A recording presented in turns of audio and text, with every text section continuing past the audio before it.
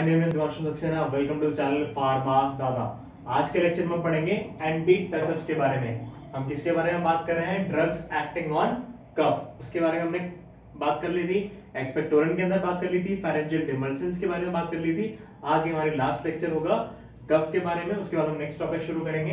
Anti टसर्स है आज हमारा टॉपिक, उसके बारे में शुरू करते हैं। लास्ट लेक्चर मैंने आपको बताया था कि एंटी टसर्स जो होती हैं ये ड्राई कफ में यूज करी जाती हैं। ड्राई कफ या अनप्रोडक्टिव कफ में यूज करी जाती हैं।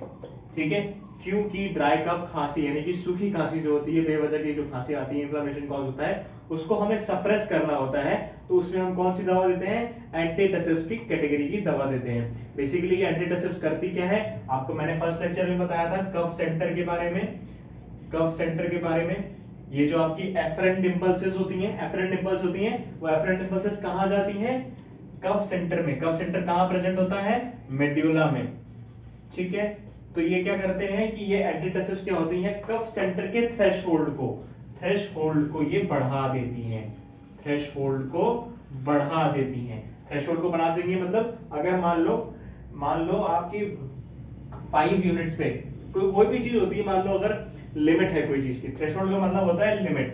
ठीक है, लिमिट मतलब एक आपका एक मिनिमम लिमिट जो होती है। मान लो आप इसको टच कर रहे हो, ठीक है, इसको टच करने से एक रिंग जो है आ रही है, कोई बेल बज रही है। बट अगर हमने बोला कि इसको हमने इसके थ्रेशोल्ड को यहां कर दिया, तो आपको और ज्यादा ट्रिगर करना पड़ेगा, तब जाके ये रिंग बजेगी, तभी ये घंटी बजेगी। ठीक है, सेम केस इसी के साथ में हो रहा है कि जब बहुत ज्यादा ट्रिगर होगा तब ही आपको जो है ये खांसी आएगी, सूखी खांसी आएगी। तो हम लोग क्या कर रहे हैं? थ्रेशोल्ड को बढ़ा दे रहे हैं, यानी कि लिमिट को, मिनिमम लिमिट को बढ़ा दे रहे हैं। यहाँ पे कफ सेंटर की मिनिमम लिमिट को बढ़ा दे रहे हैं, जिसकी वजह से एफरेंट इंपल्सेस जब बहुत ज्यादा ही जब जाएंगी तभी आपको कफ ये प्रोड्यूस होगा। ठीक है, अब इसके बारे में हम क्लासिफिकेशन के बारे में जानते हैं। इसमें कौन कौन सी ड्रग्स आपकी आती है क्लासिफिकेशन में। क्लासिफिकेशन में सबसे पहले कैटेगरी है आपकी ओपियोइड्स की। कौन सी कैटेगरी है? ओपियोइड्स की। ओपियोइड्स में आपकी जो आती है ड्रग, उसका नाम होता है कोडीन, फॉल कोडीन, ये आपकी ड्रग होती है। ठीक है, और एक ड्रग होती है आपकी इथाइल मॉर्फिन के नाम से। कौन सी? Ethyl morphine. ठीक, नेक्स्ट है हमारी नॉन ओपियोइड्स। नॉन ओपियोइड्स में कौन कौन सी ड्रग आती है आपकी? नॉन ओपियोइड्स में आपकी आती है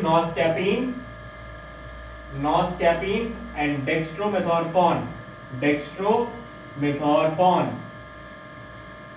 ठीक है, तीसरी आपकी ड्रग होती है एंटीहिस्टामिन्स। कौन सी?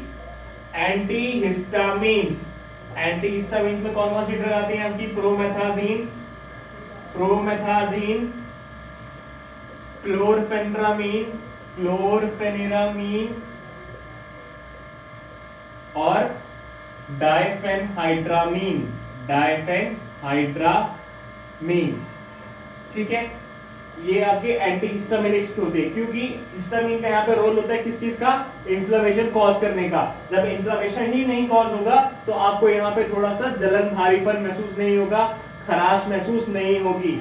ठीक है, नेक्स्ट है आपका यहाँ पे एक पेरिफेरली एक्टिंग जो ड्रग होती है वो आपकी होती है यहाँ पे प्रिनॉक्सडायाजीन। कौन सी? प्रिनॉक्सडायाजीन। इसका मैं जब एक्शन बताऊंगा तो आपको बताऊंगा इसका कि काम क्या होता है। नेक्स्ट हमारी जो होती है एडजुवेंट, यानी कि एडजुवेंट का मतलब होता है ये आपकी प्राइमरी ड्रग्स हैं, बट इन ड्रग्स के साथ हम एक कॉम्बिनेशन में ड्रग्स देते हैं जिनका नाम होता है ब्रोंकियोडायलेटर्स। ब्रोंकियोडायलेटर्स का क्या काम करते हैं? ब्रोंकोडायलेटर्स काम करते हैं जो आपका एयरवे कॉन्स्ट्रिक्शन जो कॉन्स्ट्रिक्ट हुआ होता है उसको ये डायलेट कर देते हैं, इसकी मसल्स डायलेट हो जाती हैं। तो ये कुछ इस प्रकार का दिखता है। अगर आपका कुछ एयरवे ट्रैकिया यानी कि इस तरीके का है तो ये ट्रैकिया जो है आपका ये थोड़ा सा डायलेट हो जाएगा।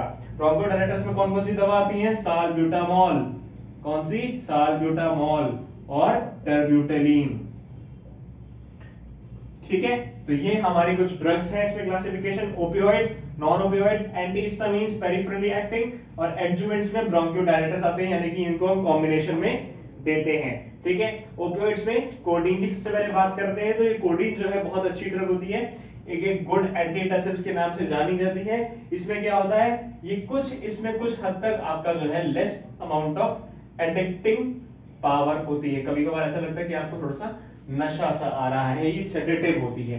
बेसिकली ये काम क्या करती है, ये ओपियोइड्स रिसेप्टर से, जो आपके ओपियोइड रिसेप्टर होते हैं उस पे जाके ये बाइंड करती है और ये सब एनाल्जेसिक इफेक्ट कॉज करके कफ को सप्रेस कर देती है। कफ को सप्रेस करती है, जो आपका ड्राई कफ है उसको ये सप्रेस कर देती है।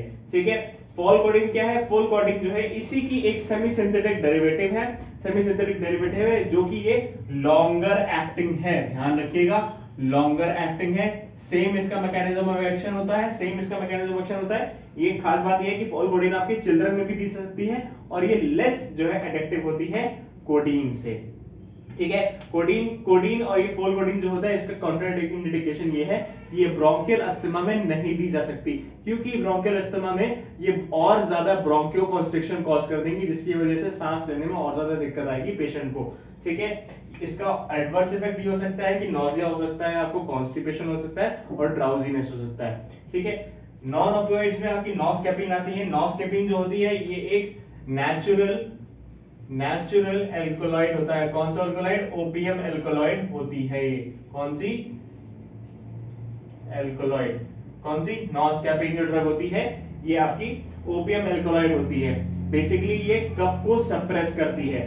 ठीक है, डेक्स्ट्रोमेथार्फन क्या होती है, ये भी एक तरीके से कोडीन की तरह ही काम करती है और ये थोड़ा सा लेस सेडेटिव होती है। इसमें कोई भी सेडेशन कॉज नहीं होता, कोई भी आपका जो एडिक्शन है यहाँ पे ये कॉज नहीं होता। एक एंटीहिस्टामिन्स की बात करें, एंटीहिस्टामिन्स आपका वही सेम जो हिस्टामिन्स है उसको जो है रिलीज नहीं होने देंगी, सीधी सी बात है, रिलीज नहीं होने देंगी तो इन्फ्लेमेशन कॉज नहीं होगा। कौन कौन सी ड्रग्स होती हैं यहाँ पे, प्रोमेथाजीन, क्लोरफेनरामीन, डाइफेनहाइड्रामीन। ठीक है, यहाँ पे कुछ ड्रग्स हैं, ये आपके कफ में भी यूज होती हैं और एंटी इंफ्लेमेटरी भी होती हैं। पेरिफेरली एक्टिंग जो है ये यहाँ पे प्रेनॉक्सडायाजीन है। मैंने आपको लेक्चर में बताया था प्रीवियस लेक्चर्स में कि आपके ब्रोंकिया में और आपके लंग्स में जो है रेस्पिरेटरी जो लंग्स होते हैं वहां पे आपके स्ट्रेच रिसेप्टर्स प्रेजेंट होते हैं, स्ट्रेच रिसेप्टर्स प्रेजेंट होते हैं जिसकी वजह से कफ का प्रोडक्शन होता है। तो ये प्रेनॉक्सडायाजीन जो है ये इन्हीं स्ट्रेच रिसेप्टर्स को एंटागनाइज कर देती है जिसकी वजह से कफ का रिलीज नहीं होता। ब्रोंकियोडायलेटर्स वही सेम चीज मैंने आपको बताया कि ये जो अगर आपका एयरवे है तो एयरवे अगर यहाँ पे कॉन्स्ट्रिक्ट है तो कॉन्स्ट्रिक्शन को ये खत्म कर देगी और ये इसको थोड़ा सा डायलेट से कर देगी, डायलेट यानी कि थोड़ा सा इसको खोल देगी जिसकी वजह से जो है आपका सांस लेने में बड़ी आसानी सी होगी। इसके मैंने नोट्स आपको डिस्क्रिप्शन बॉक्स में दे दिए हैं, उसको आप ध्यान से देख लीजिएगा। और ये थी हमारी वीडियो एंटीटसिव्स की और आज हमारा चैप्टर ड्रग्स एक्टिंग ऑन कफ यहीं समाप्त होता है। कोई आपको डाउट हो तो प्लीज कमेंट सेक्शन में पूछ सकते हैं। आप हमारे टेनिंगलाम चैनल पे जा सकते हैं, आप हमारे फेसबुक पेज पे जा सकते हैं, आप हमारे इंस्टाग्राम पेज पे जा सकते हैं जहां हम शॉर्ट्स, एमसीक्यूज, नोट्स, काफी सारी चीजें वहां पे हम अपलोड कर रहे हैं, रिलेटेड टू जीपैट भी कर रहे हैं और कोर्स से रिलेटेड भी हम उसको अपडेट कर रहे हैं। ठीक है, तो प्लीज उसको विजिट करिए और उसमें नया नया कंटेंट देखिए। So thank you so much for the video, please do share and subscribe our channel. Thank you so much.